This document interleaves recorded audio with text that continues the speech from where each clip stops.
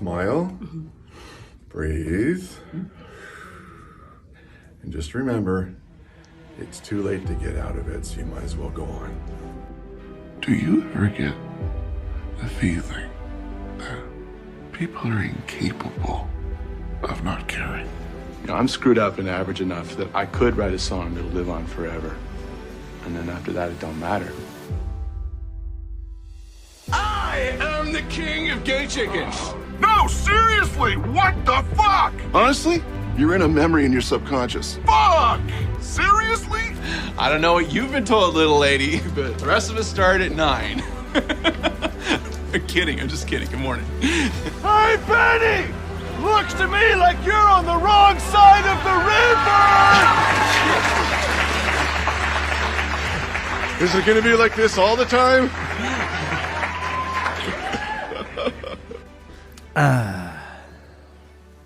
I'm tired. Yeah, You I tired? Get you. I get you. I'm A little tired. bit. A little bit. And more tired all the time. Welcome back to our podcast, How Sam's Doing Personally. I'm sure there But are I'm a not lot of podcasts that are exactly that. Yeah. Yeah. But I'm not going to let it show. You'd No. never know. Of course not. If I hadn't said that, it would never have come across. I'm going to sound If you tune fresh into the podcast 30 and seconds bright in, and bubbly. you just go happy. Yeah. Hey. Oh, Hey. man. I'm on a public platform. Oh, you can say whatever you want. I'm You can having a- talk about whatever you want. What? No, we can't. We're in a very strict structure. But it's a platform where we could technically say anything about anything. Well, that's And we true. do tangent a lot. That's true of any platform. You can technically say anything. But I mean, you shouldn't. Especially like if you're like a preschool teacher. yeah, There are a lot of things you shouldn't tell them. what shouldn't you tell them? About vampires? And how they're Well, definitely real? I was leaning towards something like vampire. Yeah. About About the Illuminati? 60% of their parents are going to be divorced soon. Yep. Yeah. That's a good thing to lead on. Yep. Look to the person on your left. Look to the person on your right. Statistically, 2 of you will become vampires. You could tell them about the sadness that at least 2 of these people will end up together. The 10 people in your preschool Yeah, class, true, at least actually. 2 of you will end up spending your entire lives Yeah. together. 2 of you are going to get married quite early on, and the rest of you are going to be like, ooh.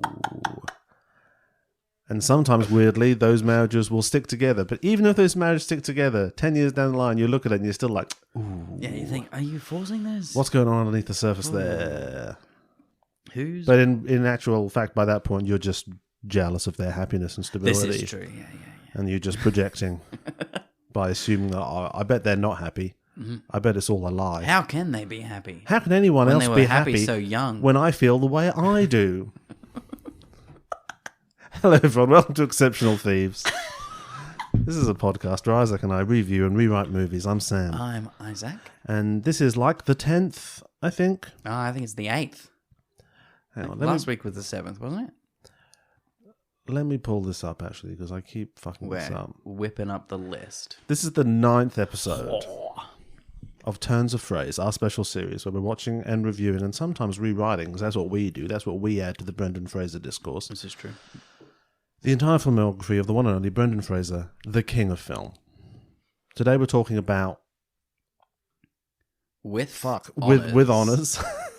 Yeah. Literally just finished watching it. And they say with honours about 10 times during the film. And Closer to the end, though. They say it in Latin a few times. they hold... Oh, yeah. Do yeah, they? At the start, he says, With ore honorarium. Pseudo cum laude, or we're at top of the class, or whatever that translates to. Yeah, but that's not with honours. But, like, they say the, Because like... multiple people can have Yeah. honours. I graduated with distinction. Ooh. Not sure what that means. True True story. I got it. distinctive. I didn't know that was going to happen, and then I saw this is my undergrad degree, and it said with distinction, and you have to get a certain GPA to have that, and I'm like 0.1 over that threshold. Nice. I could not have been closer to not being with distinction. But I put that on my CV to this day. Nice, you should. Hell yeah. Mine Still literally counts. just Still says counts. graduated. Yeah. Because Says technically mine's graduated. barely there. Legally graduated. You've met the requirements. I was like, all right. But I was like, man, if I got 1 mark different on one subject, I wouldn't be the great man of distinction I am today. Man. Where How everyone, different would your life be? my posture would be worse. Tell you that much. Yeah? Yeah. Probably wear cheaper shoes. My financial position would be the same, but You just would live differently. I like to try to communicate people through my shoes that I graduated my undergraduate degree with, technically with distinction. With honours. Brendan Fraser. With honours, Brendan Joe Fraser. Pesci. Joe Pesci, the pocket rocket that is Joe Pesci, and we will get into it. But first, Isaac, Uh-huh. see any good movies lately? Yeah, I've seen a few. I'll say it slow in case there's new listeners. This Okay. is our classic segment. Have you seen any good movies lately? I have seen a couple, actually. Oh yeah. I watched New Indiana Jones. Ah, The Dial. The Dial that- of Destiny. Terrible title. Terrible title. Right, that's exactly what I was about to say. That is such a boring, lame Yeah. name. Dial is not a fun word. Dial? Lost Ark. Temple Yeah. of Doom. Raiders, yes. The Last Crusade. I'll even say Kingdom of the Crystal Skull. It was badass. And also not a bad film. Not as bad as people tend to say it is. Old mate notwithstanding. Dial of Destiny. It sounds like a sex line. It does. Or like a line where you call a mystic. Yeah, exactly. And they're like, I'm getting a father figure. I had a father. How did you know? Yeah, Dial of Destiny. It's like a past life. Have you seen it? No, not yet. Okay, Might no be seeing it spoilers then. tomorrow. I'm nervous, but I'm a big Waller Bridge fan, so I Okay, know cool. you know, that's going to be good. Oh, don't be nervous. Yeah. I think the main takeaway from Dial of Destiny, which I think we've said before, is that its existence should give us great confidence about getting a fourth Mummy movie. It should be able to give us that great confidence. I Yeah. don't think we're going to get a fourth Mummy movie. I think it's still unlikely, but you know, it weights the scales. Beneficially. Yeah, Yeah. towards that being a part of Brendan Fraser's destiny. What have you watched lately? Saw The Flash. Oh, I have not yet. You ain't seen The Flash. Every time I get like an evening where I can be like, I could go see The Flash, I convince myself that I don't really want to do that Look, and I was spend money on it. I mean, as we discussed this, I did take the time in my own personal time at one point to just look into the Ezra Miller stuff. Because I'd heard, you hear things and I'm like, what are the details here? What are the facts? What do we know? And when you just read through the rap sheet of stuff, lots of which I think just like hasn't gotten to court yet. So they're like probably gonna go to jail at some point for some of this stuff. And it's It just and keeps it's quite getting worse. and it's, I mean, far be it for me. Don't want to do armchair diagnoses, but it doesn't read as a sort of malicious, predatory monster. It reads as someone with just completely unmanaged mental illness that is objectively harming many people around them, and that is a very big problem. Yeah. But yeah, this isn't like a Harvey Weinstein situation. No, this I don't is think it's someone who like a- needs help, and it's just amazing that they've evaded the law for so long. So given all of that, I was like, I'm not sure I want to watch The Flash. And then what tipped the scales for me was everyone kept saying it was quite good, and then it bombed. Oh, see, I didn't know that it had bombed so. It's had the biggest second weekend drop off in DC history, DC history. apart from Morbius. Yeah. That's really sad. And for some reason, once I heard that, I was like, oh, okay, so I'm not like supporting a successful thing. It's a failure regardless. So it doesn't matter if I sneak a ticket in there. Respect. And I'll say it's annoyingly good. That's okay. I will. It's quite good. That's sad. Yeah. if you can put out of your mind Also, one other thing all I of the crimes. do not like about the Flash is the way they make him run. Yeah, it's bad It's running. so lame. It is bad running. It sucks when the Eternals has a better Flash running sequence than a Flash movie, a movie Yeah, about true. a dude who runs fast. You know, I saw a clip that someone posted making the point that this is one of the best depictions of super speed in film, and it's one of the baddies just in Man of Steel, where she's just like zooming around that big grey field where most of the Flash takes place, strangely enough. In a big grey field. Well, that exact same grey field because they go back in time. Oh, yeah. Spoiler alert, I guess. Back to Smallville. It's in the or trailer. wherever. And yeah, you're not going along with her at that speed. You just see her zip around and punch someone and zip and punch someone else. And so it looks kind of scary and cool. Yeah. And yeah, well, I'll wait till you've seen The Flash, but Okay. annoyingly good is how I would describe it. That's quite sad. Yeah. That's unfortunate. I mean, it shouldn't exist. They should have stopped. They should have just eaten the cost and be like, we shouldn't put this guy in I've this only person in now, the film. after 12 months of just being guzzled Flash nonsense from DC in terms of advertising, Yeah. I saw one post the other day saying, hey, Aquaman 2's coming. Give it a chance. Give it a go, y'all. It's so weird how It's we not. live in this limbo of we're about to do new and supposedly good DC, and we've still got to do Aquaman 2, and then the last word on this universe is Blue Beetle. I know. No, I thought that was the first word on the new one. Nah, that's old. Oh, jeez. Because I saw The Flash, and I'm like, you know what? It's got a terrible person involved. But this is a big multiverse thing. Yeah. It's really, the plot is, because it's all time travel, is really integrated with the Man of Steel plot. Okay. So I'm like, this is a good final chapter. Completely fitting that it is built around a monster in real life to just like put this whole thing in the bin. But plot-wise, it just felt like this feels like it could be a finale for something. And But then we no, get 2 feature-length after-credit sequences. then we're doing Aquaman 2 and Blue Beetle, and then James Gunn gets to do his thing. Which I like that he's starting with a Superman movie. Yeah, did you see that casting? I did. Yeah. I'm happy about the casting. Fine, you know. Hope. Have you watched Mrs. Maisel? No, I know her from Rachel Brosnahan from House of Cards. That's what I still know her from. Speaking of monstrous main character actors. Well, the Marvelous Mrs. Maisel is great.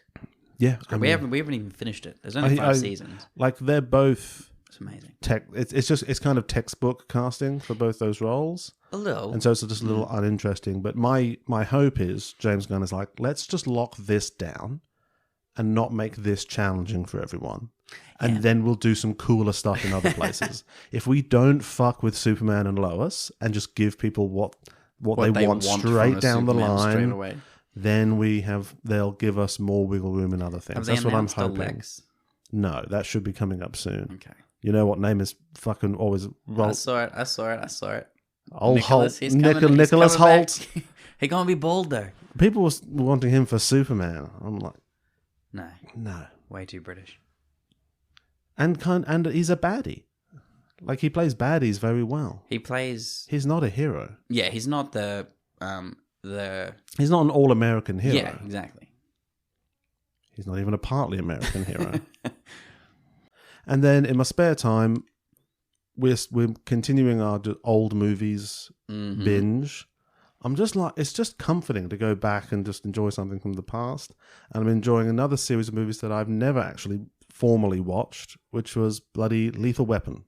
Oh, dude. Yeah, halfway through Lethal You Weapon. ain't seen Lethal Weapon. I ain't seen Lethal Weapon. I know it. You know, Yeah. I know what the deal is. The first one's a Christmas movie, just like Die Hard. Well, yeah, it's a Shane Black joint. It is a shame. And man, Mel Gibson is so suicidal in Lethal Weapon 1. We were watching Lethal Weapon 1, I'm like, this does not feel like a setup for a franchise. Because this man is on the brink of death, moment by moment. Like, he doesn't feel like he should live any longer. But they are great together. And then They are you great get, and then you get Joe Pesci added in as the third. And I think how much you enjoy those movies is really dependent on how much you like Joe Pesci. And how much you enjoy him yelling. which links quite well into today's film, where I think how much you get out of With Honours is very much dependent on how much you like Joe Pesci. I give that. But Therefore, also, like, Emma loved it. the Joe Pesci of this film was very, very subtle, understated Joe Pesci. Yeah, I guess so. Yeah, Like- compared to Lethal Weapon days. Or compared to like Goodfellas, where Joe Yeah. Pesci is Joe Pesci yelling, like Lethal Weapon yelling. yeah, This is less proper acting. This is less yelling. Joe yeah, Pesci. this is him in his roles Robin Williams turned down era, Yes, it is. right? I can see. Like I can Good see Will it. Hunting came out like the same year as this. I'm pretty sure it's like that Robin Williams with a those Robin Williams with a beard movies. Some of the best Robin Williams beard. Some of the best Robin Williams movies are Robin Williams with a beard. One of my favorite subgenres. And this is very much Robin Williams with a beard movie. Did I have anything else? Have you seen anything else? Oh, I'm sure I've watched other things. I can never think of them at the time. Oh, do you want to see Oppenheimer and Barbie on the same day? I desperately want to see them on the same day. I'm just trying to decide which one Which to see one first. Yeah. Because like Oppenheimer will be amazing, Yeah. and I don't really want to watch Barbie after something like that. Well, there's a great post someone put up, like, you know, making a joke of this is their plan for the day. And it's like, get up, black coffee, cigarette, Oppenheimer. Come out, lunch, few drinks, Barbie, club. Yeah, I can see how that could work. I think I'd rather end the day with Barbie. But yeah, I think we should do that. Barbie just looks really good. Yeah, I mean, I do. People have pointed out how Ryan Gosling, his casting makes sense in a lot of ways. He's very funny and he looks like a Ken doll. Mm-hmm. But something about the way they do his makeup in the movie, he looks like older than he looks in real life. He does actually look older in the trailer. And so he actually looks creepy to me as a Ken. And I don't know if that's picturing, like, intentional or not, but I'm like, you need to. young people running around with their Ken dolls, but this Ken doll is like great. Yeah, he doesn't look like it in normal This is my life. salt and pepper Ken. In this movie, he looks like someone who's secretly 55 and has had a lot of plastic surgery. It's oh my god, As the it's Silver Ken. Fox Ken. And He's a tenured professor and has 3 kids who've just graduated from college. But they've moved out. But he keeps telling people he's 38. He's Yes. spending copious amounts of money to look and feel like he's 18 again. Yeah, they've done like Botox makeup on him. Have He you, has a TikTok account. have you seen that? Like, there's things I saw on TikTok of some rich guy who's spending millions to try and de-age himself. Oh, God, no. He looks horrifying. Yeah. But, like, not horrifying like people who take plastic surgery too far. It just looks like you have the face of a dude who's supposed to have aged a little bit. Like when a shop mannequin comes to life and is the baddie in Doctor Who or something. Yeah, like that. Yeah. Yeah. Yeah, people who do that and they're like, you know what, I'm going to get loads of plastic surgery. Do you not just Google it? Do you not just Google image plastic surgery to look younger, ?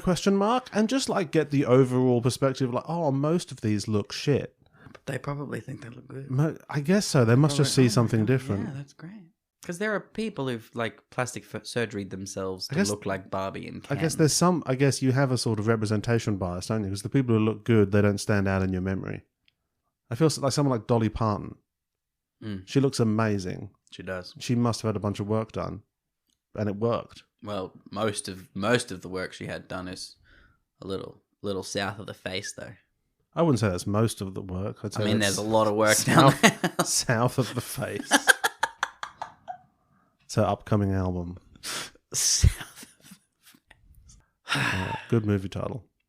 What did we watch today? We watched With Honours, Oh yeah, a 1994 comedy drama film. dramedy. A dramedy directed by Alex Kashishian, an Armenian-born American film and commercial director. Oh, what Didn't do- commercials has he done? I don't know. One for Harvard. He's very About a 2-hour-long one for Harvard.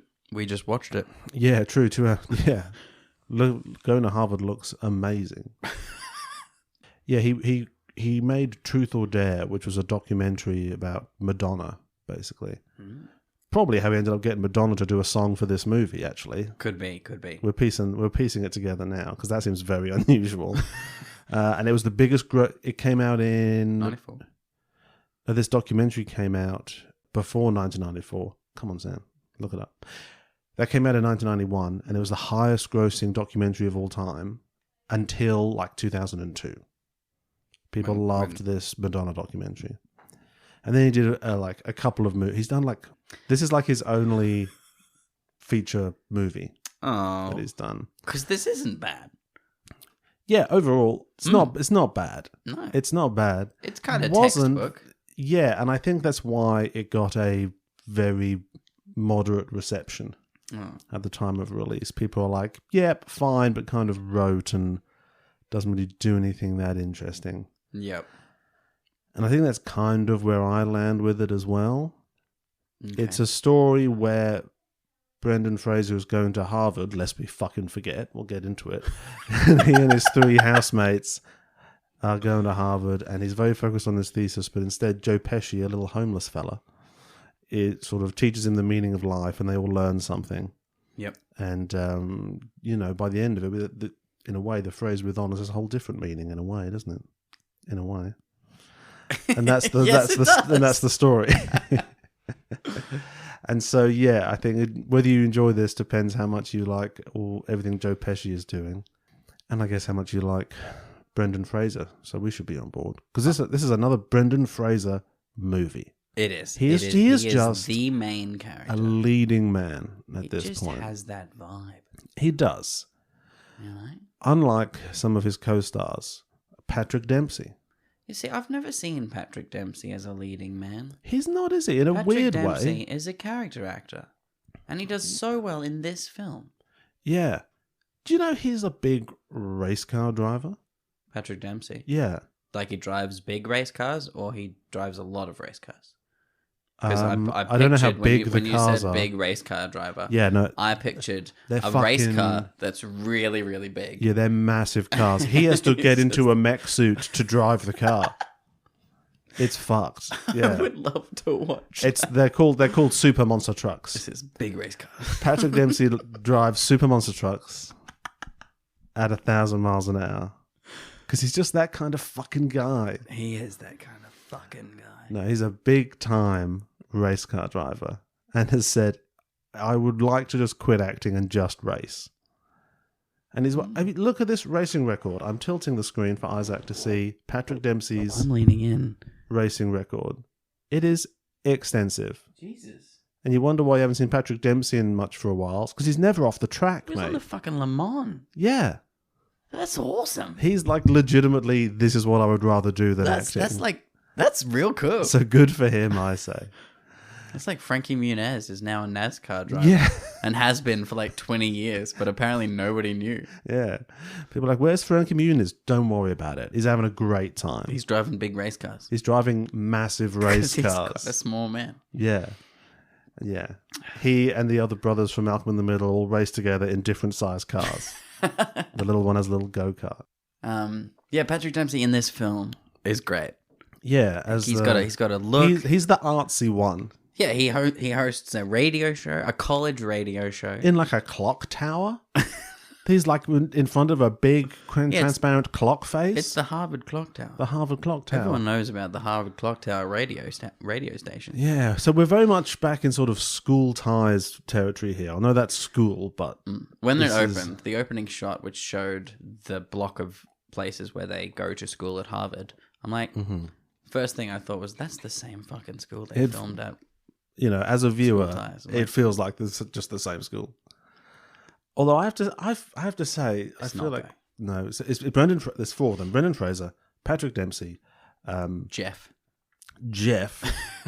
played by Josh Hamilton. Who even cares? I'm sorry, Josh. I'm just hating your character was intentionally horrible, so I don't like you. And Moira Kelly, who I thought was fantastic. She was fantastic.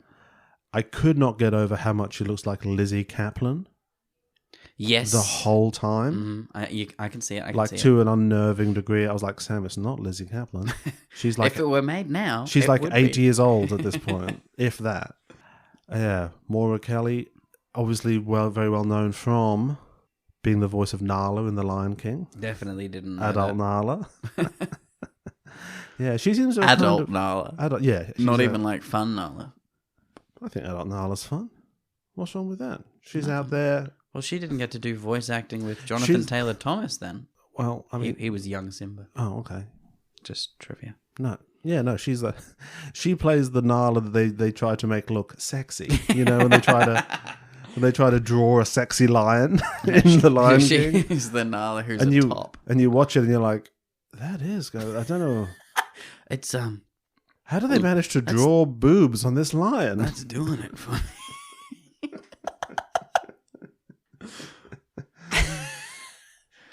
Someone was pointing out, I think it's like Finding Nemo's dad. Yeah. They managed to make him look balding or something. Like the Yeah, way because the way the stripe sort of goes back a little bit at the back of the head. they make a fish look like he's balding.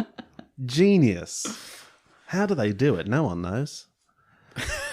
Deep magic. No one. That's those dark arts, baby. Yeah, I thought she was in a bunch of stuff, but she seems to have kind of retired a little bit from acting. Like her last credit was 2007. Well, that's not true. She's in TV films and stuff. They don't count. That's not acting. Oh, she was on a Hallmark Christmas, A Southern Family Christmas in 2022. That's the best title. Yes. I think we've got our Christmas movie lined up for this year. Well, we've just watched our Christmas movie. This was True. I wanted this to be a more Christmassy movie than it is because it's snowing for most of it. Yeah, when it leaves the Christmas time, I got quite sad. I was immediately less interested and invested. And then it brings you back in. With Should the have whole- climaxed with Christmas dinner. I mean, I respect it, Who but it hasn't? didn't. It's hard not to sometimes. Depends who's there, I guess.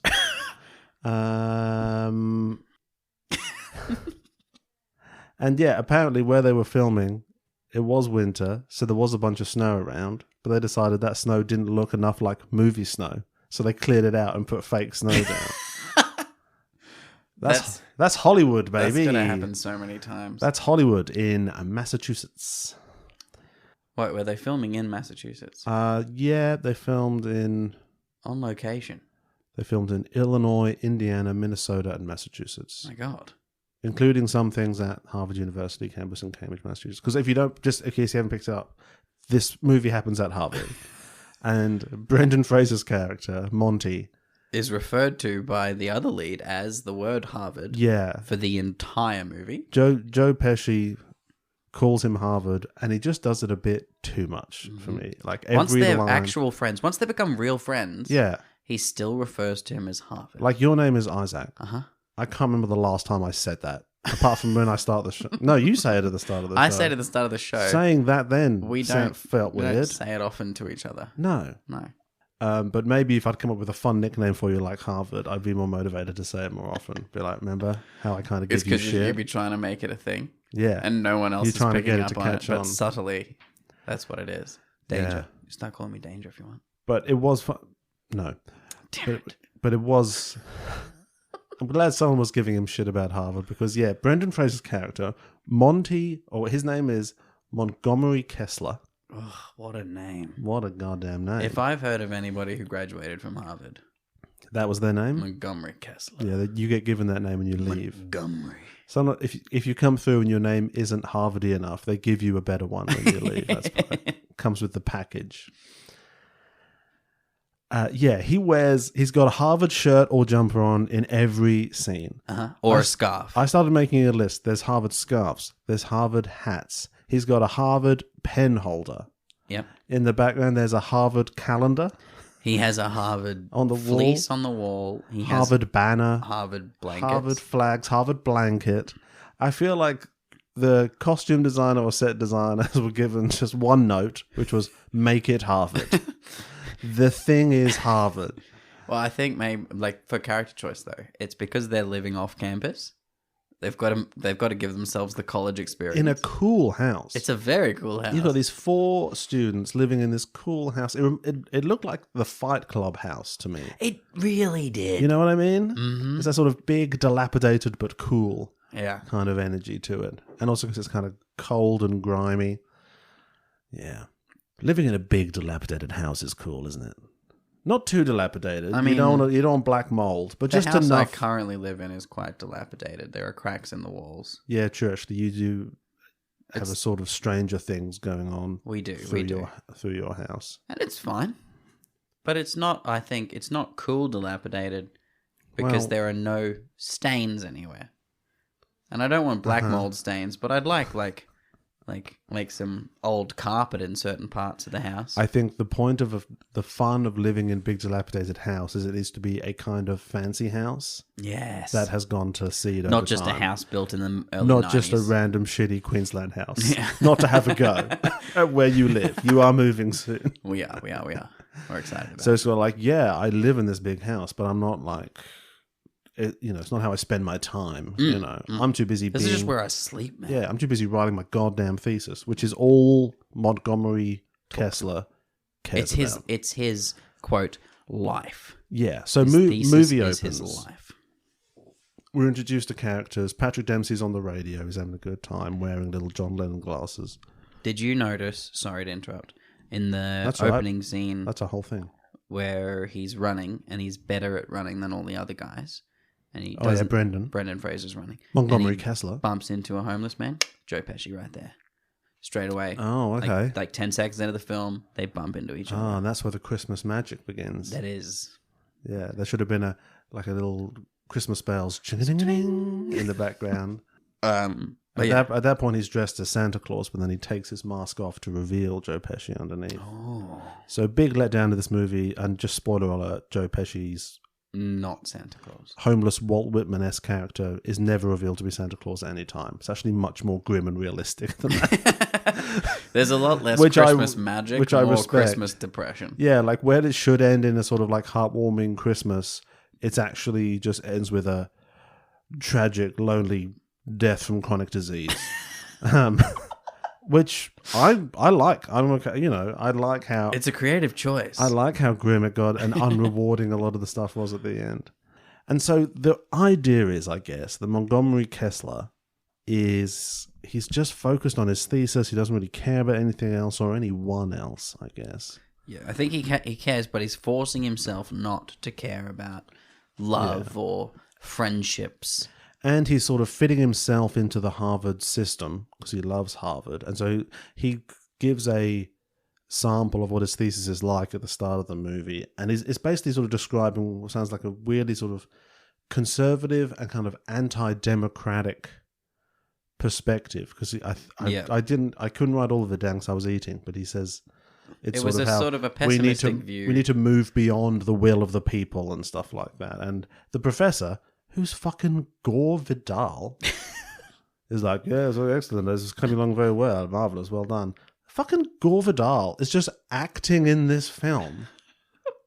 Famed author, critic, He's been in other and stuff. non-actor. A couple of things. Hardly anything. Like, actor is not in, like, on his Wikipedia page, actor is not in the list of jobs he's described as. And they just fucking got Gore Vidal in to do this. Well, it is a movie set at Harvard. Oh, is it? Mm. Yeah, and I guess he's a kind of, Did he go to Harvard? I don't know. Did he teach at Harvard? No, I don't think he was a teacher. He's a sort of essayist. He's a public intellectual, Yeah. Yeah, that's not a thing. No, yeah. And now coming to cinemas, the new Robin Williams with a beard movie featuring Gore Vidal.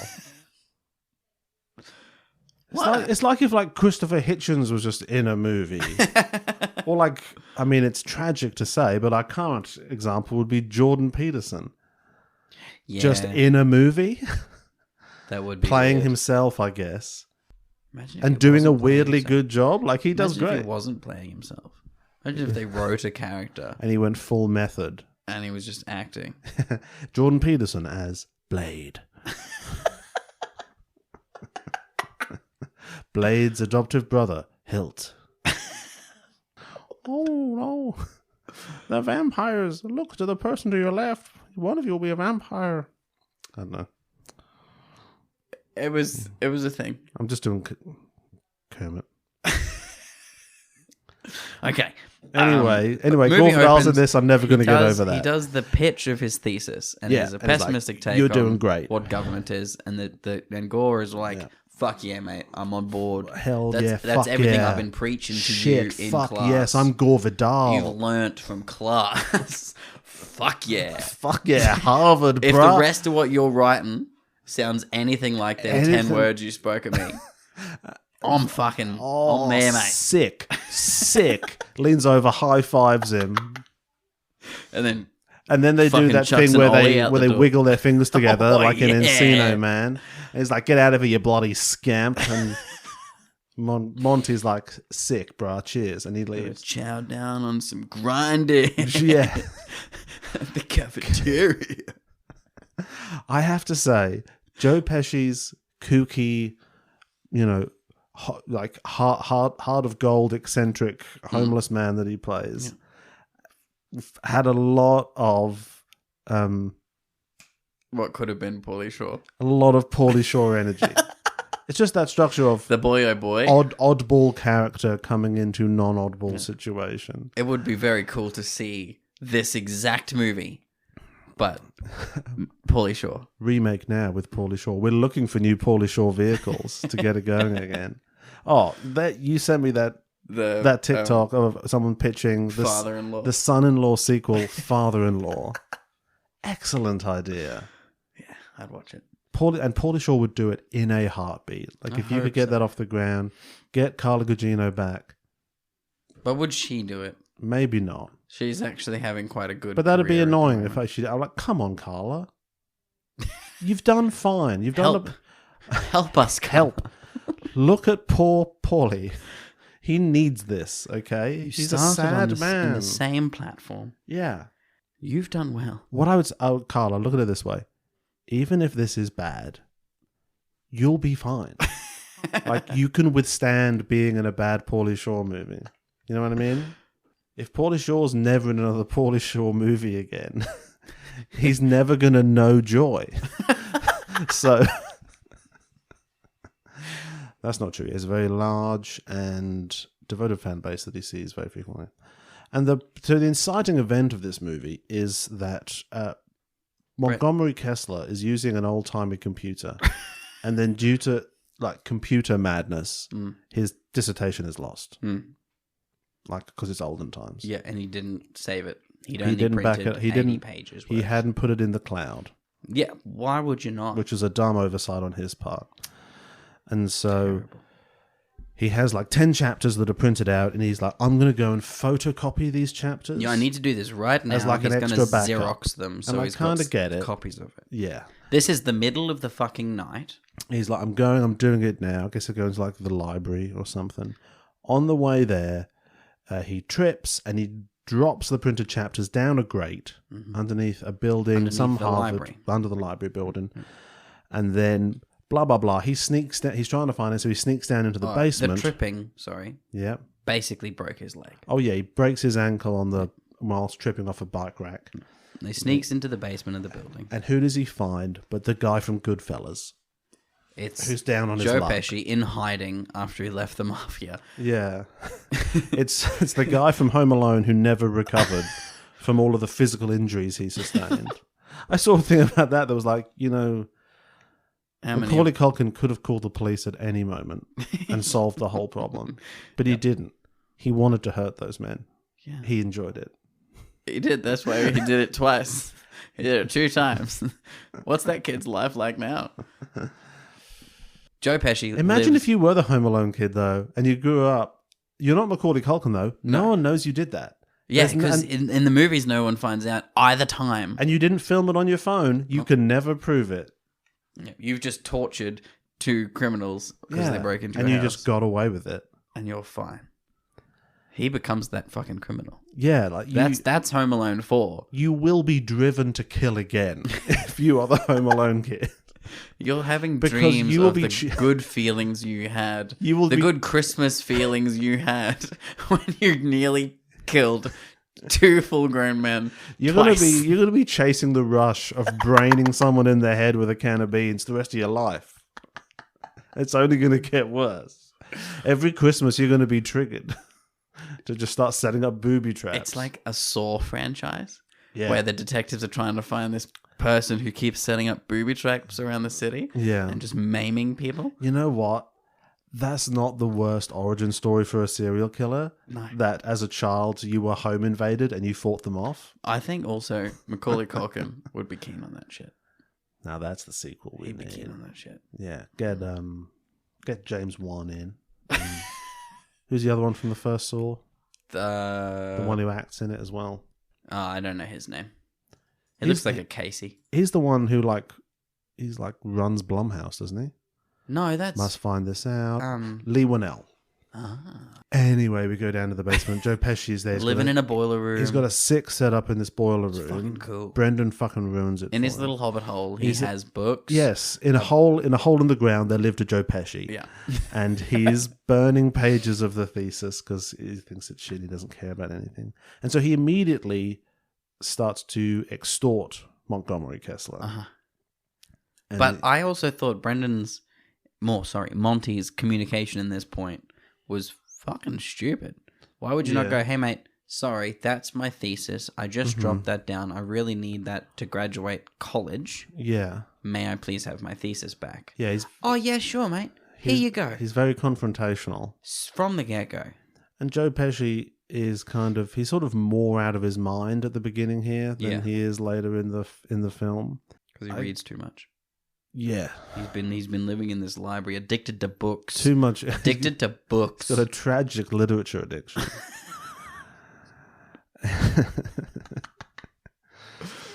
and he's saying all this stuff like, everything you get me, I'll give you 1 page of it back, basically. So really, you're not warming to him initially at this point. No. Because he's being quite difficult about it. Yeah. He, Montgomery doesn't explain it well, but it still does get across that that's my thesis, please give it back, please. Yeah. And Joe Pesci's like, no, I don't care about you. Get me a glazed donut. Give me a glazed donut. Make sure the glazing isn't broken. Yeah. Which is quite hard, considering like Krispy Kreme donuts are quite often fucked up. Yeah. Delicious. I but mean, it's fucked up. possible, but you just got to be careful about your selection. Mm. And it's also the middle of the night. Well, 7-Elevens though. That's where you get your Krispy Kremes. Maybe not in the 90s. Nowadays, it would be very easy to find a glazed donut in the middle of the night. Why is 7-Eleven's called 7-Eleven? Because they're open 7 hours a day, 11 days a week.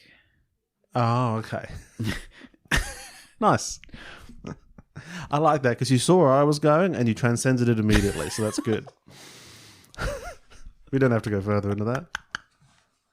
Leave that with the audience. Montgomery calls security, gets him kicked out of the place. So they find So he him. goes home first, They though, didn't even know he was there. and discusses it with his friends, and they're like, Yeah. this is a human. One of, like, the And he's like, I know he's a human being. I smelled him. Oh, he's all mean and unsympathetic to this man's situation. just like the start of a film. Yeah. And I guess one of my main problems with this, I think it's a good film overall, but one of my main issues with it, I think is, and one thing that stopped me engaging with it as deeply as I might have done, is Montgomery Kessler. I just don't think we set up his character enough at the start. And I don't feel like he had to really change much to go through the plot of the movie. Like, I mean, spoiler alert, he ends up being friends with Joe Pesci, and he learns about life from him, and they have a genuine relationship, which is very well drawn.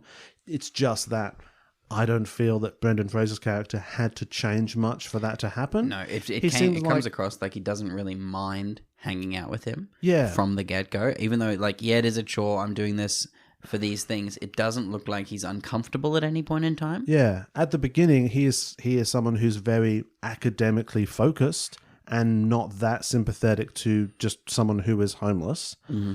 But it doesn't take much for him to just have his, humanity awoken, and like he starts doing nice things for him. Like he seems like he has a very sort of middle of the road attitude to if he's in a situation where he can help someone, then he will help them. And also, I like he's think not Jeff. He doesn't start the film like Jeff No. and end the film like As in Brendan Fraser. Jeff Winger. As in, no, Jeff Oh. in this movie, Jeff. Jeff in this movie, he goes through a much bigger arc He than does. Brendan He Fraser, from does. being an absolute waste of space. And by worst member of the household by far. And everyone knows it. And Like the everyone's like- household are very vocal about Jeff being the worst member. Jeff of is the like, house. if that happens, I'll leave. And everyone's like, good, yes, go. Fuck you, Jeff. Leave now. That's what we've wanted for a while. We did not want you here. You are not a part of the group. You stand out. You are not fun. Go away. You stand out. You are not one of us, they say do to not Jeff. conform. You do not conform. You are the least handsome. Sorry to say it, but the other two are Brendan Fraser and Patrick Dempsey. I love that Jeff gets a line saying that they're jealous of that he's the most handsome. Yeah, that must And then have it been cuts immediately to a scene of Brendan Fraser and Patrick Dempsey. just weightlifting. Just weightlifting on a beach somehow. Yeah, so, and also Joe Pesci's character, I like how much sad stuff happens in the back third of the movie, and how they do honestly depict some of the grimness of being unwell and homeless, and he does become a quite sort of real three-dimensional character. Because for a lot of the movie, he's a manic pixie dream homeless person. Yeah. Like he has he has his kind of puckish energy. He's like a ha-ha-da-ta-tee. And I know, and he's very learned and he's very wise, but he is also homeless. And those, that is the case for some people who are homeless. A lot of people who are homeless have arrived in that situation through lack of education and lack of opportunities and lack of, things that would allow them to be someone who keeps being mistaken for Walt Whitman. Yes. Some people who are homeless do give off Walt Whitman energy, but probably most don't, because that's an unusual path. Yeah, I guess is all I'm saying. So I like that there's a lot of grim stuff towards the end. It just made it a little bit more grounded. But because he's so sort of all over the place, I was unsure to what degree he was really invested in. Actually, I didn't know what he wanted at any point. Yeah, no, it's I was not like, made do clear. you want to change?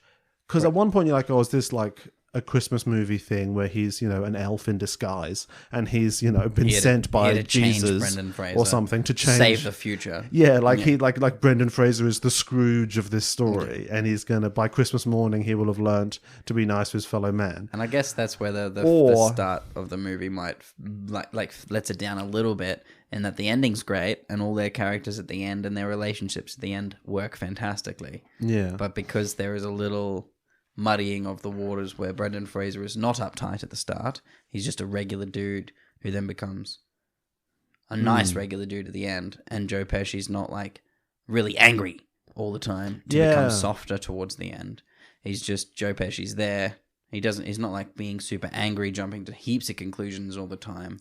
Yeah. He's just existing. I just feel like there's a missing extra step with both their characters in terms of how much they change to come together. And so they're both just sort of two, different people, but you see how they could be friends. And Brendan Fraser is in a position to help him, and he does.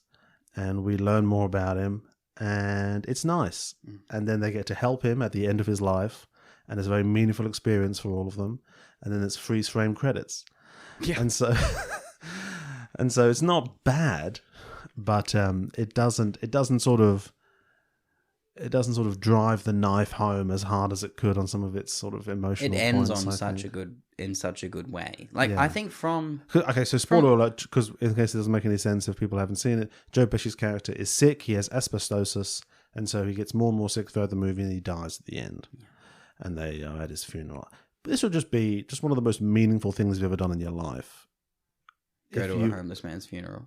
Well, to become friends with someone who's homeless, take them into your house, you become genuine friends, you look after them as they get sick, and then they pass away. Damn.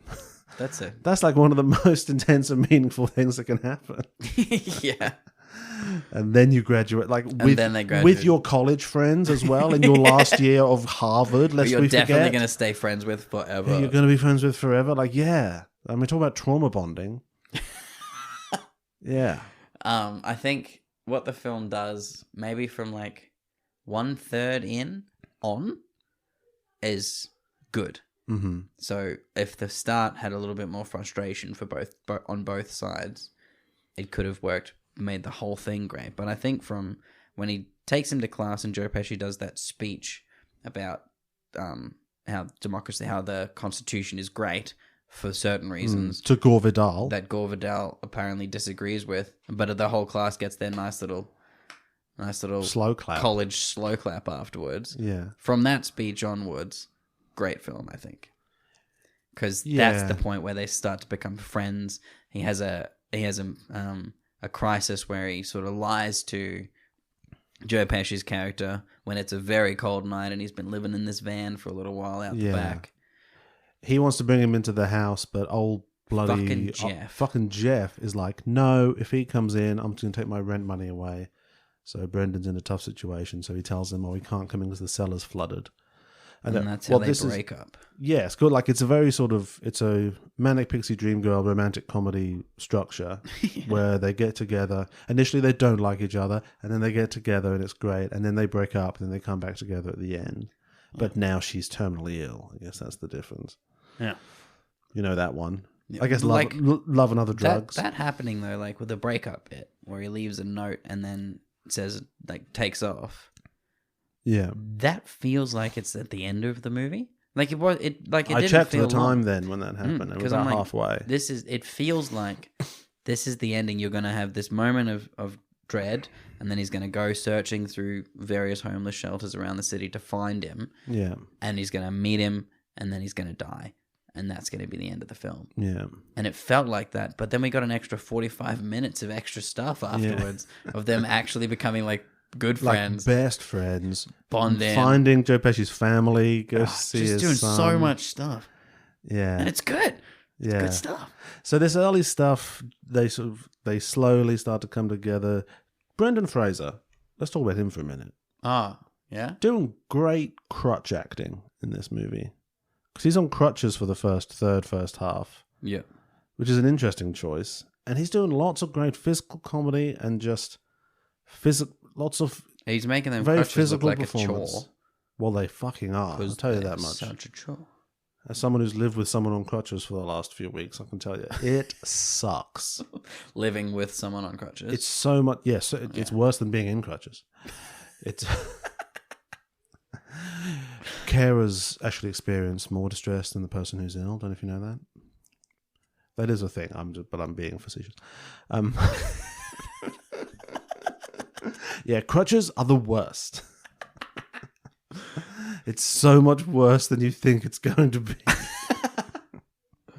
Especially when you can't weight bear at all. Yeah, that'd fucking suck. And he's doing great acting. They start to come together a little bit. He gives Joe Pesci the blanket. Joe Pesci carries his books. They go to the library. He lets him have a bath.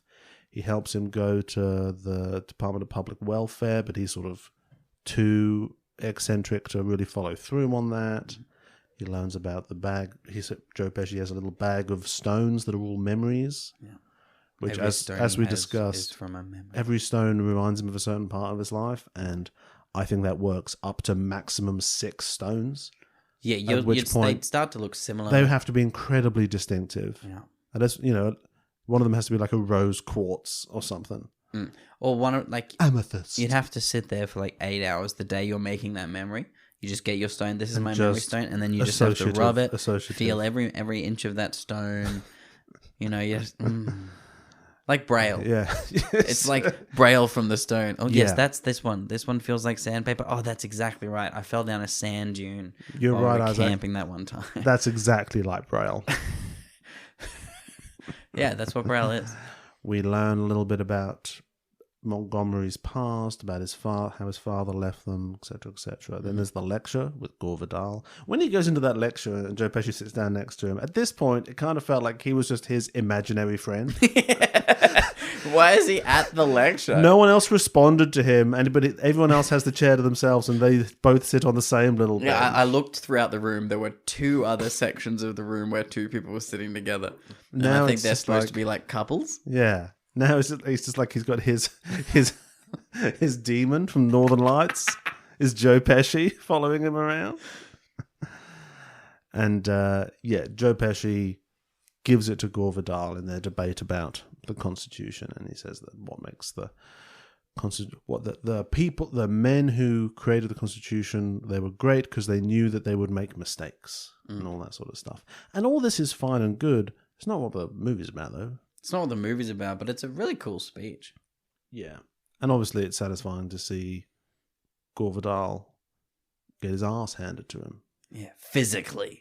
He gets beaten the shit out of him by Joe Pesci. I like that bit in the scene. By 2-foot Joe Pesci. I like where Joe Pesci like defeated him with words and then put on a knuckle duster and just like hit his knees first and then just grabbed a copy of the Constitution and rolled it up and just beat him unconscious. And whipped.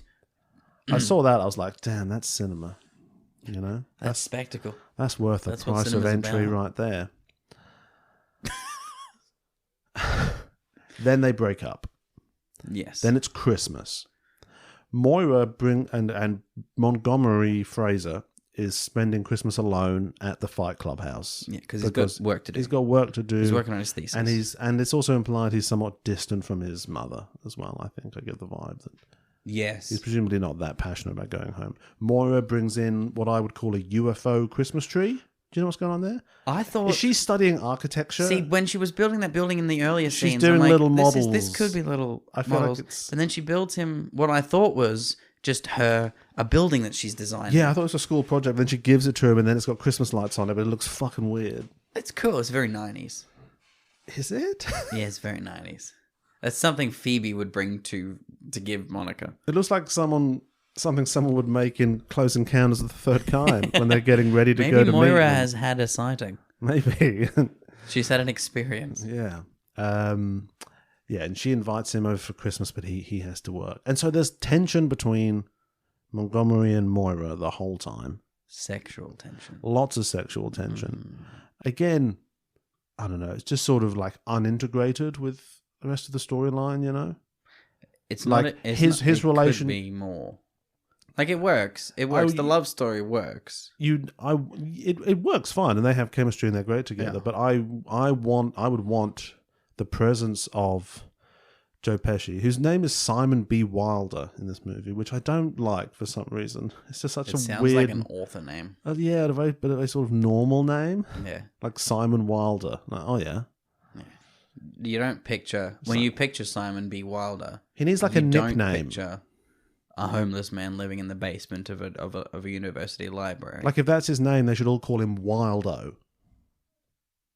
You know, because he's a wild man. Yeah. 'Cause he's out there on them streets. Or just wild. Yeah, McWild. Be wild. Wild. B. Wilder. There. Oh yeah, Simon. subtle. Be wilder. Yeah, because Walt Whitman, he liked nature, didn't he? I don't know. I never met him. No. Yeah, true. Me neither. So, what do I know? Don't know anything for certain. But yeah, I would want the presence of Simon Bewilder to more directly teach Montgomery something that allows him to have the confidence to go and make out with Moira. You know? Well, he gives a little speech later on. He's like, just fucking do it, mate. Yeah, it's a nice speech. But it's just kind of, I don't know. Could be more. Could be poetic, could be but more. without the... I like her. I like her character. I like her performance. And everyone has a good relation. Has good chemistry with Joe Pesci as well. Each of the four housemates have a different fun relationship with him, and they end up all getting on with him in their different ways. So I like that. Brendan's alone at Christmas at the Fight Club house. Really, yeah. when they're all living together. He calls his mum. Has what must be the shortest mum phone call in the history of the world. I'll call you on Christmas for Christmas. Hello. Yep, I'll talk to you again soon. Okay, bye. That's your mum? Yeah. Gun to my head, I could not get off the phone to my mum that fast. And she lives just up the road. I could hang up. Well, yeah, but that's cheating. It is cheating. To get to the point of, okay, love and then you. you call back 5 minutes later. Sorry, I dropped out of signal. I'm sorry, to get from hello to okay, love you, bye in under 2 minutes, I challenge anyone. We could try it now. I'm going to try it now, yeah. My mum would be so put out. She'd be like, is there something wrong? Why are you doing this? So then another guy, who I get the impression is homeless as well, he brings the dissertation over at Simon Bewilder's request. And he comes in, he's like, I have a message for you. And you'll never guess, it's a Walt Whitman quote. which is great. And he says, "You shall no longer take things at second or third hand, not look through the eyes of the dead, nor feed on the spectres in books. You shall not look through my eyes either, nor take things from me. You shall listen to all sides and filter them from yourself." Walt Whitman. Walt Whitman, Song of Myself. Man. Beautiful quote, love it. Mm-hmm. I feel like that should be setting Montgomery Clifler, or whatever his name is, to go out and do a bit of like yes man stuff. You know, like, oh, you've been learning about the world in books. You need to get out there and see some real world stuff.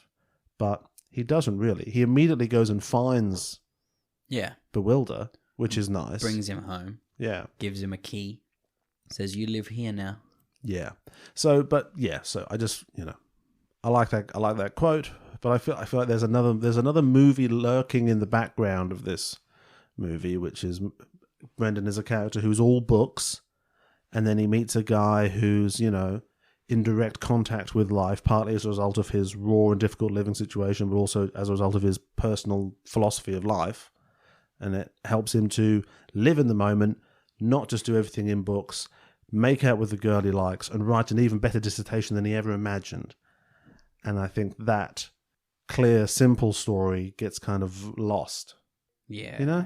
I get you. What we get is still good, but that's just but that's probably just my brain constantly wanting movies to be more formulaic, I guess.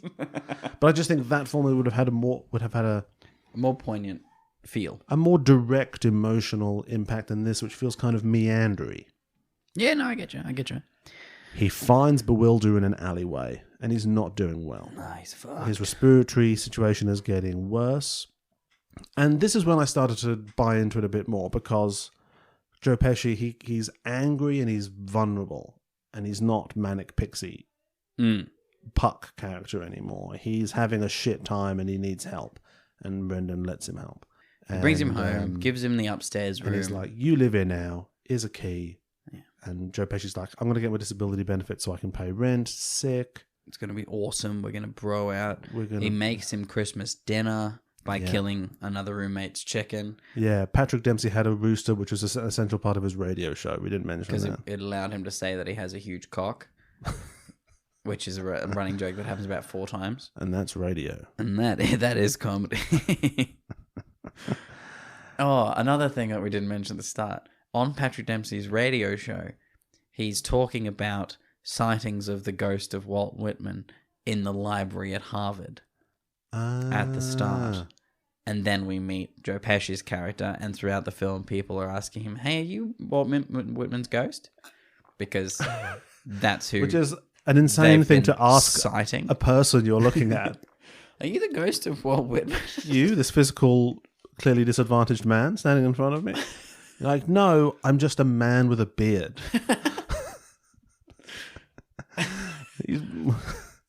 Are you sure? You do quote Walt Whitman a lot. That's purely coincidental. I've read a lot of books. I have a crippling literature addiction. That's what I wasted all my money on. That's how I ended up on the streets. I spent all my money on books and such. On library memberships.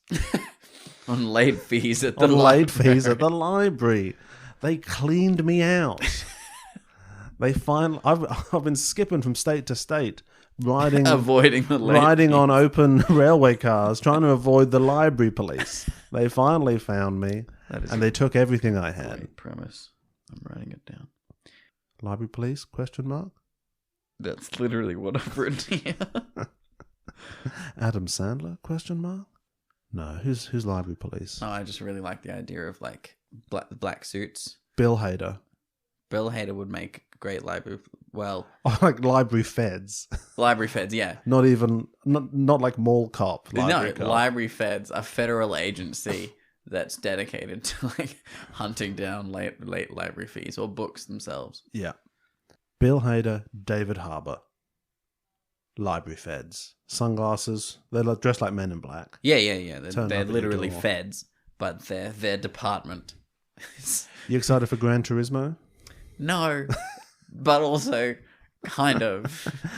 I'll say this. I am ready for Orlando Bloom to fucking come back. Oh, God, yeah. Because I'm sick of not having Orlando Bloom in movies. Have you seen Carnival Row?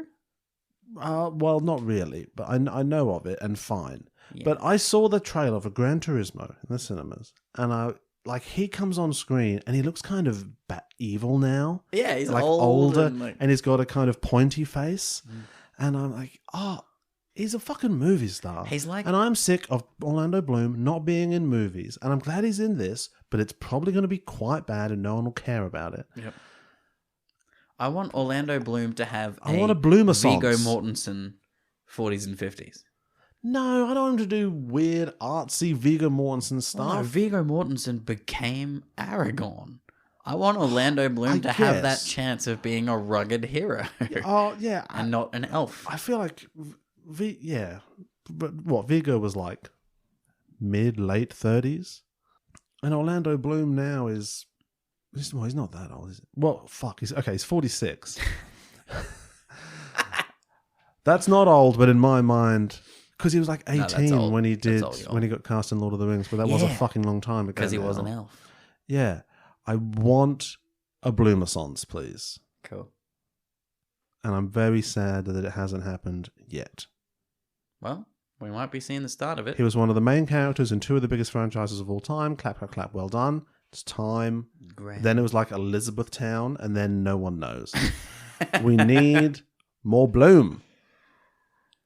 I can see it. So at this point, everyone is happy, and there's just like good time. They are he living fixes their the van. sitcom life. They're living the sitcom life. Homeless man fixes the van. Jeff and Simon have a little scene, and Jeff has his little redemption arc where they're French toast, and he's just sort of shown to be able to interact with Bewilder in a sort of human way, I guess. I think Simon Like, just it's nothing crazy. Eventually gets everybody to come round. It's very easy with 3 other housemates. Jeff just takes a little longer. Yeah. Because and, Jeff's a virgin. Yeah, Jeff's a fucking nerd and loser who wants to be a gynecologist. I'm sorry. What kind of doctor are you going to be? I'm sorry. If you're someone who's not even in medical school yet and you're like, gynecologist. I'm not saying you won't be a good gynecologist, but that's a bit of a red flag as far as I'm concerned. If somebody knew that you'd said that, they would probably not hire you. Yeah. Do you say that on dates? My dream as a guy is to be a gynecologist. I already know, without having done any of it, that I'm not interested in any other form of medicine. I'm not waiting to find out. I've already decided. And so scenes like really that, creepy. I do think they have an impressive degree of sort of subtlety, really, in terms of, which is why this is sort of more meandering, but anyway. And then, big deal, because old mate has to submit his thesis by a certain date if he wants to graduate. With honours. With honours. With honours. With honours. Name of the film and everything. He continues to refuse to have sex with Moira. To an almost pathological degree, no matter how many perfect situations arise in which she is definitely giving him the look. He continues to be like, no, my thesis, which is annoying because I feel like we should be past the thesis at this point. This whole movie is about how theses don't matter. Yeah. We get past it quickly, though. We get there eventually. Simon Bewilder's getting more unwell. He writes his own obituary. We learn more about his life, how he had a wife and son that he left. That was good. That was good. That was knowing that Monty's character has had the same from the opposite perspective happen to him. I think that was Brendan's best acting moment. Yes. When you see him, the anger. It's bringing, the anger. It's bringing up everything he's felt about his dad, and he's having. This is a guy that he likes and cares about, but he realizes he's comforting someone who has done what his dad did, which he presumably at least resents him greatly for. The heartbreak moments later on, they're very good too. Yeah. So there's a pajama party, blah blah blah. He quotes Whitman again and gets asked to dance. Old Bewilder does, as you do. And then finally, Brendan walks out and kisses Moira by the fountain. Hurrah! And she says, "What are you doing?" And he says, "Ending our friendship." And then they fucking bone. Yeah, that's how you end a friendship. Yeah. It's the only way to end a friendship, actually. Sex. Yeah, or murder. I prefer the first option. Yeah, me too. Well, I mean,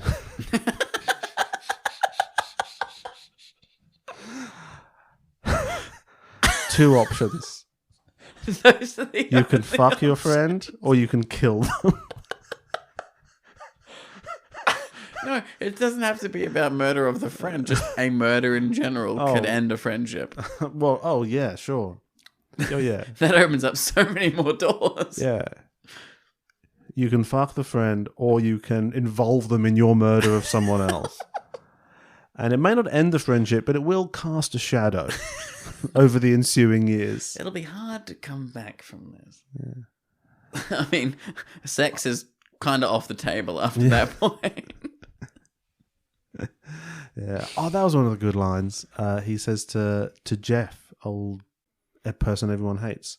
He goes, "You know why you hate me so much, Jeffrey? Because I look the way you feel." Oh, that is a good line. There's some good damn lines in this. Yeah. And look, it's not my kind of humor, but I get why and how it's funny. I don't think it's Emma also, was laughing. I don't think it's like overly hilarious. It's just Well, it's not because it's a dramedy. It's not a comedy drama. No, but like it doesn't have like gags and bits. It's just Joe Pesci being kooky and fun. Yeah. And if you find that funny, you find it funny. Joe Pesci being an older, more cynical version of Pauly Shore. Yeah, exactly. Yeah. And look, It's that Brendan character from the Pauly Shore verse is going through a lot of shit. As this ageless being of Pauly Shore just keeps coming back in every film. and look, if you flashed forward 20 years and Crawl, Pauly Shore's character from Son-in-Law, was just homeless now, Still living at the university. checks out. Yeah. I'm the not same university in a basement. I'm not amazed if those Pauly Shore characters just through one thing and another. Probably a lot of gambling debt. Became homeless. Okay. Anyway, Simon gets sick again, and they're going to take him on a road trip to go and find his son. Yeah. Because he think he's near death, That's basically. he basically says is my last wish. But if he does that, see my son one time. Monty won't be able to submit his thesis on time, so he will not graduate with honours. But he will graduate with honour. You know what I mean? Yeah. You know what I mean, though? Yeah, you missed a letter. That's well, no, you don't have honours. Oh, okay. You only have one honour. Some people personally. do have honours though when they graduate. It's with honours. Yeah, but that's not a personal quality of them. That's a quality of their qualification. Ah, okay. You know what I mean? Mm-hmm. Like, I don't, You don't have distinction? No, I wouldn't say that.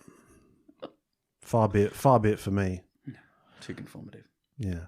But, when I get into a big old fist fight because someone was making an advance on my wife, I'm not defending her honours, am I? No. You know what I mean? Unless that's what they were trying to do. They were like, "Give me that certificate." No, I'm defending your honours. not today of all days. Give me the day of my graduation. give me your rigid graduation hat, and I'll throw it like a throwing star. On the day of my daughter's graduation. The day of honours. Anyway, so he gives up on that, and they go and find his son. His son is Gordon Gekko, basically. And basically. looks nothing like Joe Pesci at all, as you rightly pointed out. Oh, a spitting image of his mum. Mate. Yeah, don't know who the mum is. The mum is the direct opposite of Joe Pesci. Very tall. Yeah, and he's I'm your father. Look, You're it's not adopted. fun. It's not nice. No. He says, "I don't have a father," and he says, "You don't look like much."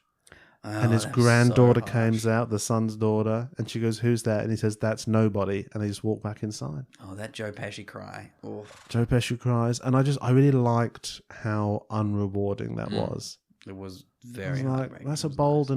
and cool choice, because that's what life is like sometimes. Not always, but yeah, like there's nothing schmaltzy about this movie. No. You know, Yeah, it doesn't try, like pander. it feels like, yeah, it's sort of a movie for grown-ups in a weird way, I guess. So I kind of, Starring some college-age students. yeah, I really feel like they all just looked a bit too old. Well, they've been at college for just By a this little one. too long. Well, I mean, yeah, it is year 4, but I don't know. They just look like adults, you know. That's why they're living off campus, because they Because know of that it. they're... They just keep weirding everybody out if they're on campus. people kept accidentally calling them dad. Yeah. He becomes more unwell. They drive home. They start reading in Walt Whitman, obviously. Yeah. And he passes away. I did like the reading montage was quite lovely. Very touching, yeah. Then there's the funeral. It's just the 4 of them. And he read his obituary, and they say it says he survived by his family, and it's the 4 of them, and he has these heartrending descriptions of all of them. And then it's graduation, and they're like, yay! And everyone throws their hats in the air, extremely dangerous, as we discussed. People must get injured by that all the time. It happens in the movies so often. Yeah. It Those are always happens. rigid hats. The only time in real life I've ever seen someone throw their rigid hat Yeah. is like a woo girl who's graduating goes away from everybody else. But Yeah, their you do family it and on takes your a photo own. of their own. Yeah. Yeah, but like And then runs away, a densely packed crowd of 200 people throwing surrounded by a fence. ninja stars, large Knowing ninja stars. large, heavy ninja star. You like throw, take a picture, and then everyone just has to cower like there's a bomb scare, hands overhead, while they hope they don't just get absolutely brained by one of these hats. They all walk out, freeze frame credits. Another great freeze frame ending. And then the song by Madonna plays that she wrote for this movie because she's presumably best mates With Joe Pesci. with Alec Kashishian. Overall, not bad. Overall, not bad. Oh, and also he completely rewrites his thesis, and Gore Vidal likes it Yeah, and but is like, says everything that you say is wrong, it's- but I kind of respect what you're doing. It's real good, but you were also like a little bit late, so you So you can't graduate. Cannot graduate with honors. With You honours. have no honor. Remember that forever. But this thesis is actually kind of sick, dude. I fucking love it. Hell yeah. Hang 10. Turns his cap backwards. And then fucking flips out the window. Yeah, then then Gore Vidal skateboards out. And that's how this movie ends. Not bad. Not bad. Not bad at all. Not bad. I was pleasantly surprised by the thing as a whole. Yeah, I mean, I wasn't that invested in it at the time. You mean an hour ago? Yeah, but I'm sort of liking it more the more I think about it, the more I reflect on it. It made a lot of choices that I really like. And yeah, I mean, I think it is missing those steps in terms of the character development. Mm-hmm. But it also resists a lot of cliche steps that it could have done. Yeah, it does. It does. So that's pretty good. It's good. It's good. It's pretty good. It's in no way is it bad. In no way is it bad. Yeah. We've said that about a couple of these. We're like, And I enjoy you know that what? quite a lot. It's not bad. Mm. I mean, you're not winning any Oscars, but it's not Yet. that bad. Okay, we're a ranking podcast. We don't score these movies, we rank them. This is the 9th movie going on the list of all of Brendan Fraser's movies. And I feel like this is probably going near the top. I feel like it's going to be at least third. 3rd is Son-in-Law, Yeah. which is hilarious. I have a feeling that this is Sorry, this everyone. is going to Okay, now we're getting to interesting territory. Number 2 on the list is School Ties. Another prestige education context movie. School Ties is trying to do a lot. I'm trying to remember it now. Well, it's all And- about then they everyone's do the racist. Then they do 12 Angry Men at the end, don't they? Yeah. I think this is better than that. I think this is better than School Ties, weirdly, isn't it? Yeah, I'll give it. Mm-hmm. But I presumed like guilty. I like Brendan's performance and arc in School Ties more, to be honest. Yes. In this, like, he does fine, but what is written for him, as we've said, is just a little... is not as multi-dimensional as it should be. As it could be. Yeah. And the number 1 is presumed guilty. I think that's still number 1. Yeah. Because it's just sort of right down the line. this is the story. Big emotion, There's tension. massive tension. Yeah. Time jumps. Big Martin Sheen. Martin Sheen's a badass. Yeah. Yeah, I think this is number 2. Man, do it. Do it. Yeah. Whip it in there. I'm whacking it in. Yeah, boy. You must be happy. You've been very excited to see Joe Pesci. I have. It was For great. weeks, you've been enjoyed it a saying little. Joe I Pesci enjoyed it. soon. Because he's cool. And now the much more important ranking: which of all the Brendans would win in a fight? From eighth to first of all the Brendans that would win in the fight. At the bottom of the list, younger and younger. You're not winning anything, mate. Fuck off. Fuck off. Fuck off. Child of Darkness, Mr. Lacrosse, not going to happen. $20. Marine does fighting. No. He was a No, that's dogfight. Sorry, $20. $20. Oh yeah, he's just a guy. Dogfight. Marine does fighting. Presumed guilty, winning prison fights. He's doing good. Encino Man, he's a caveman. He's good at fighting. Son-in-law, caveman, who in my reading has been doing maybe some Brazilian jiu-jitsu in the meantime. So now he's better at fighting and he's had some good meals. Sure. Top of the list, school ties, wins multiple fights on screen, Naked. including naked fights. Which is And I think this- a cut above the rest. This movie is our second naked phrase, I believe. We didn't get a naked Fraser in this movie. We did briefly after he and Moira hook up. He gets out of That's bed true. and That's is true. naked. And you've got to Wasn't start paying fighting, more though. attention to these things. He didn't fight anyone naked. Yeah, he did. He's very good at running, though, so he's clearly in peak physical form. In Is this he good film. at running? Because he breaks his ankle when he's running. Well, he breaks his ankle because he's so stressed about that thesis that he's just lost. Yeah, but you'd be stressed in a 'Cause it was- fight. You've got to have good spatial awareness. You do.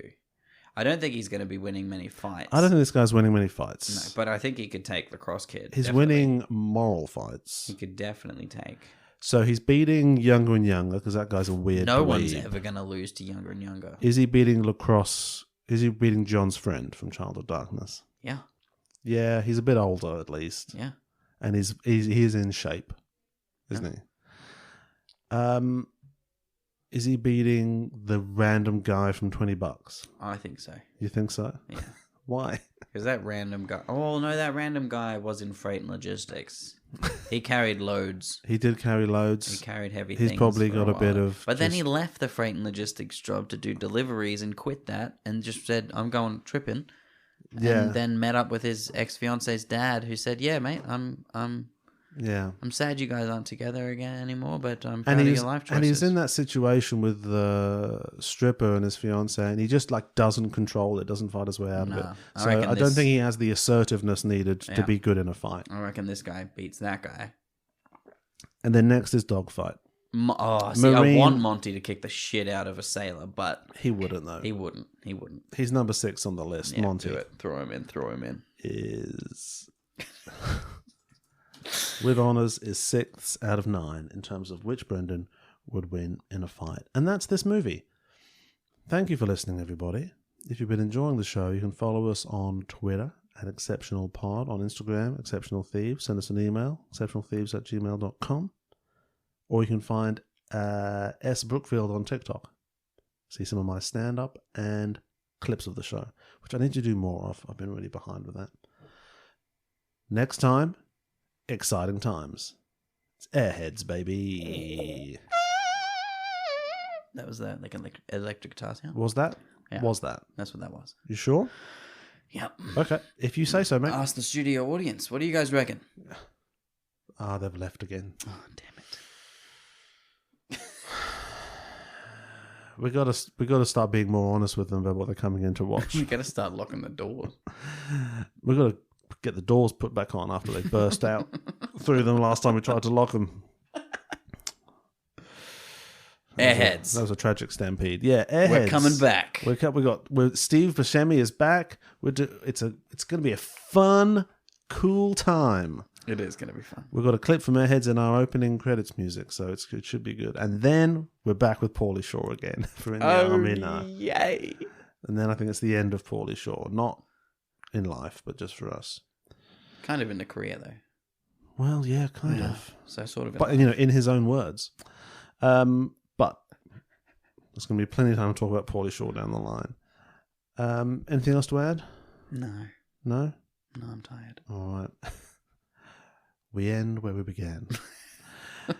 Hang 10, everybody. Will join us next time for more exceptional theft of your time.